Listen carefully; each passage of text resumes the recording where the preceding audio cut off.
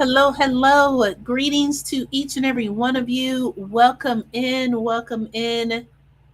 I'm a little tardy today, excuse me, but we're here now, so let's go ahead and get things started. This is Dr. D here with Core3 Harmony and Wellness Services. We provide music therapy and mental health support, and I am excited to bring forward the topic for today.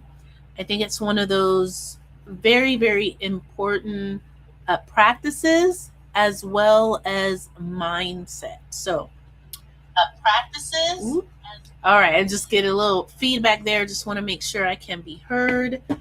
Okay, so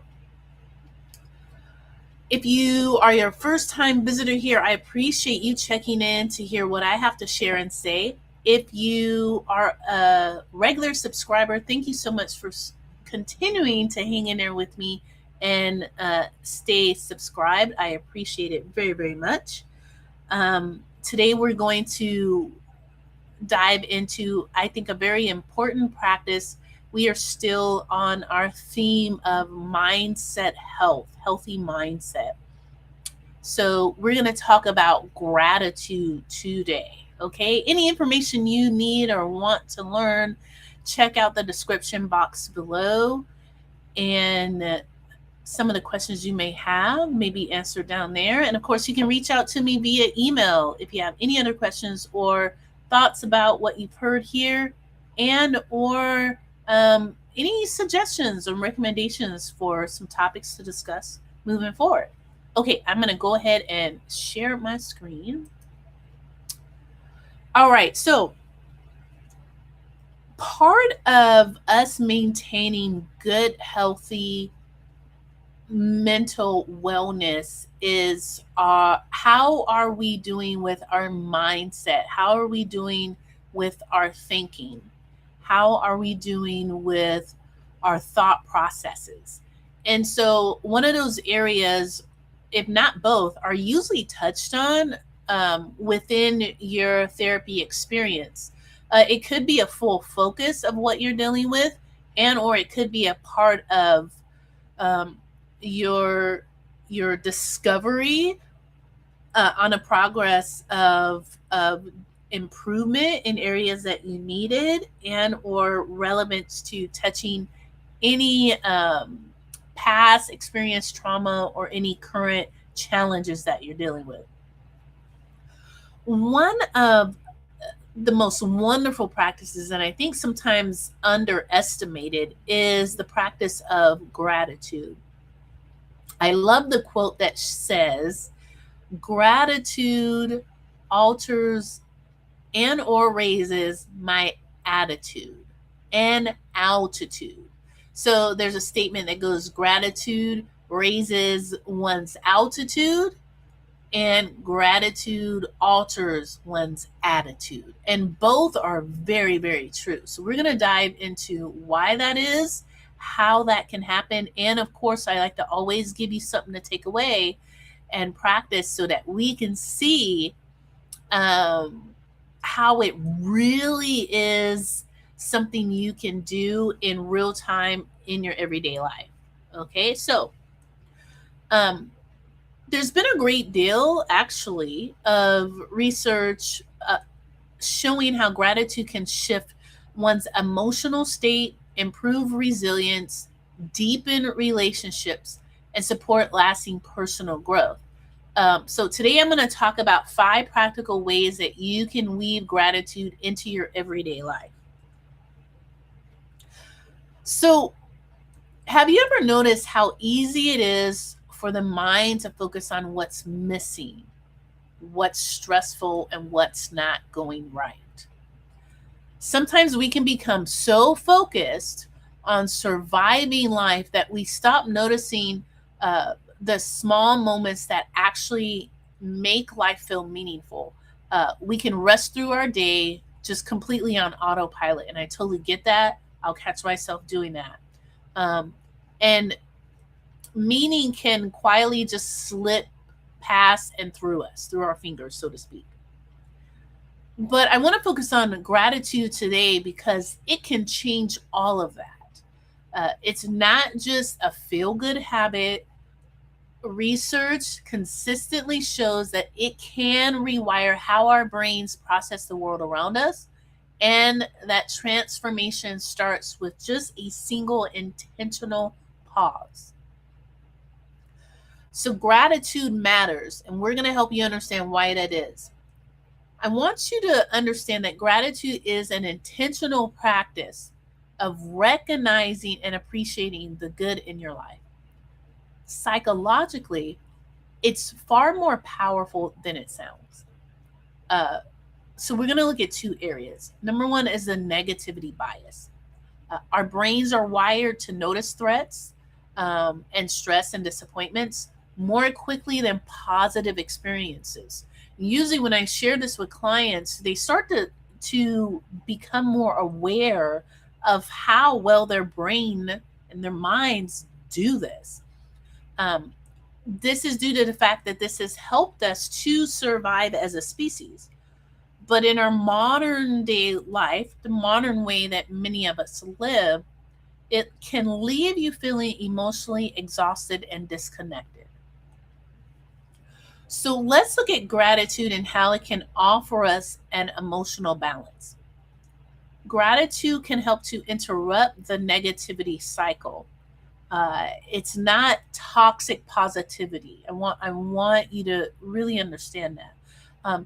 It's learning how to hold two truths at once. Okay, and so here's an example. Life is difficult right now, and there are still things worth appreciating. And that shift can be very transformative. I want to see that again. This is an example. Life is difficult right now, and there are still things worth appreciating. So, I want you to be able to reflect on this. Gratitude doesn't require a perfect life. You can acknowledge pain, grief, and uncertainty while still recognizing moments of goodness and connection. Okay, that is possible. Okay, let's look at a practice. So, practice number one, we're going to help you understand how can you include gratitude daily. Okay, so gratitude becomes more natural through repetition. The more intentionally you practice noticing what is good, the more your mind begins to recognize positive experiences automatically. So let's take a look at a few different ways. Mornings, okay? You can notice the warmth of a cup of coffee, peaceful quiet before getting your day started with work or school, or just taking a moment to be present, to notice the sunlight shining through the window if it's a sunny day that you're waking up to. These are simple anchors that can start your day with presence. And the practice of mindfulness we've been talking about is being present in the moment. Okay. Let's look at music and beauty. So we can allow a song that moves you emotionally become a gratitude moment.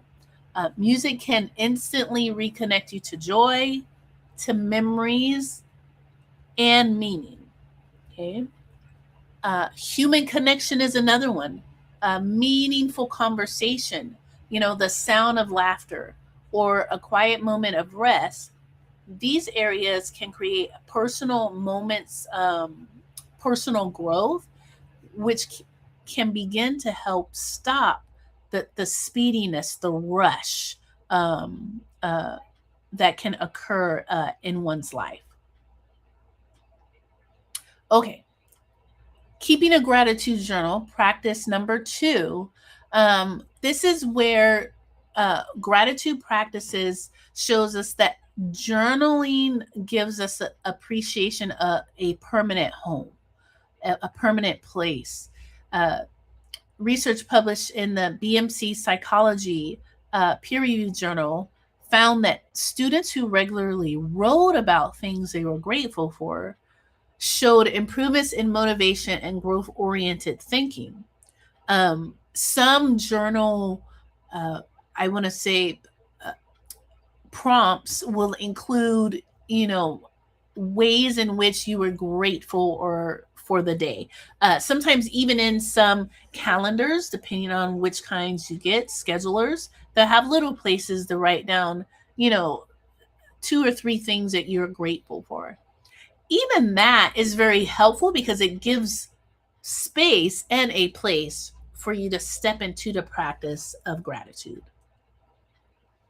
Practice number 3, we're talking about how we can identify new possibilities in life. Gratitude helps us to expand our perspective. When we pursue a goal, let's say, for example, a career, a creative project, or our healing journey, it's easy to get discouraged by comparison. So gratitude can help reconnect you to your unique purpose. So we're going to look at 2. Uh, Sometimes we can call these the fixed mindset and the growth mindset. Here we're going to look at it in the terms of a scarcity mindset and in a possibility mindset. So with the scarcity mindset, these are examples of some things that may go through our minds or that we might say. An example is someone already did this. Now, remind you, these are scarcity mindsets. And you may have had something similar to what these examples are. The next one is there's too much competition. I'm behind. And last example is I don't have enough experience. Now, you may say, you know what, Dr. D, I have done all those, or I'm really good at those. Yeah, many of us are. Remember that our minds are seeking the familiar, and sometimes the familiar things is helping us to fixate on the negatives, the what we don't have, and where we feel we lack something. So let's switch over to the possibility mindset. Examples can be your story is one of a kind. Your strengths are real assets. Your resilience is your edge. And no one can contribute exactly what you can. So these are some areas that pull you into a growth mindset, more positive thoughts and attitudes about your situation. When you reflect on your experiences, your passions, and your growth, you start to realize something very important. Gratitude shifts the lens from what you lack to what you carry and or what you have. That perspective helps to open new doors, psychologically as well as emotionally. Okay, this is a wonderful one. Appreciating the natural world.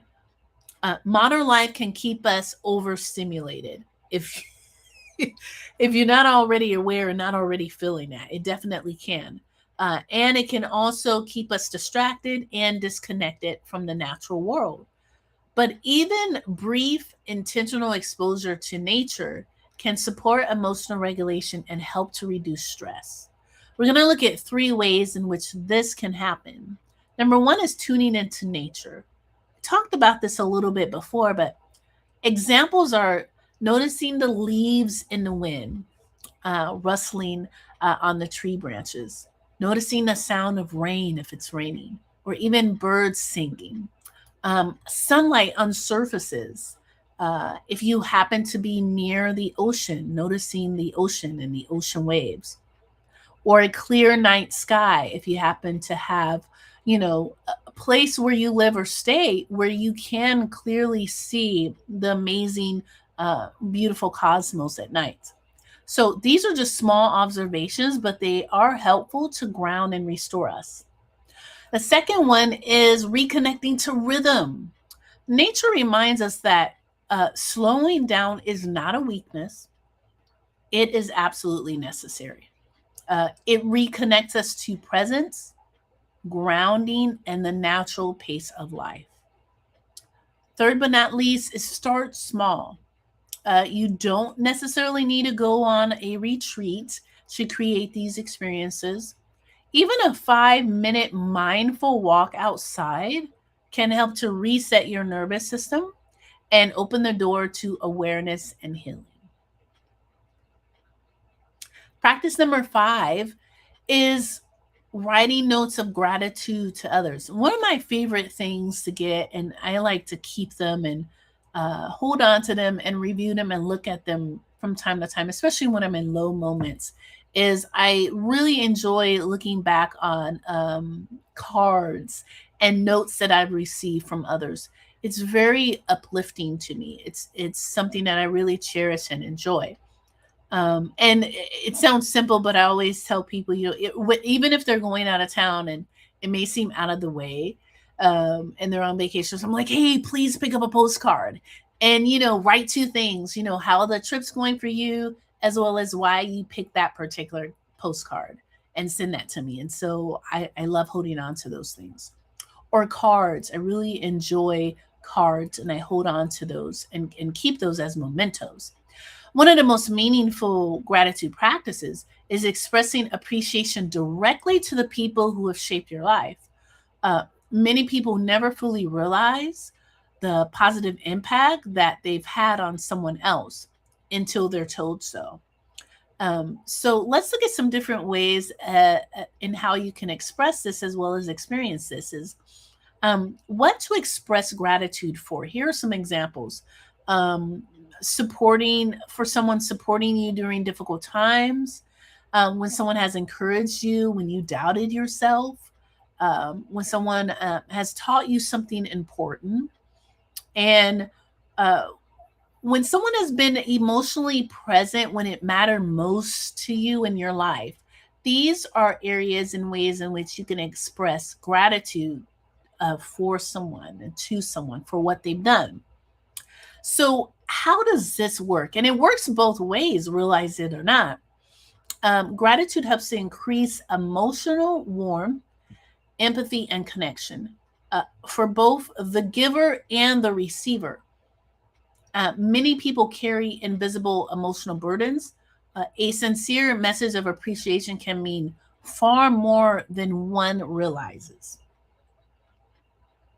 So let's regroup here and bring in the um, reason and how and in what way music can be impactful with a gratitude practice.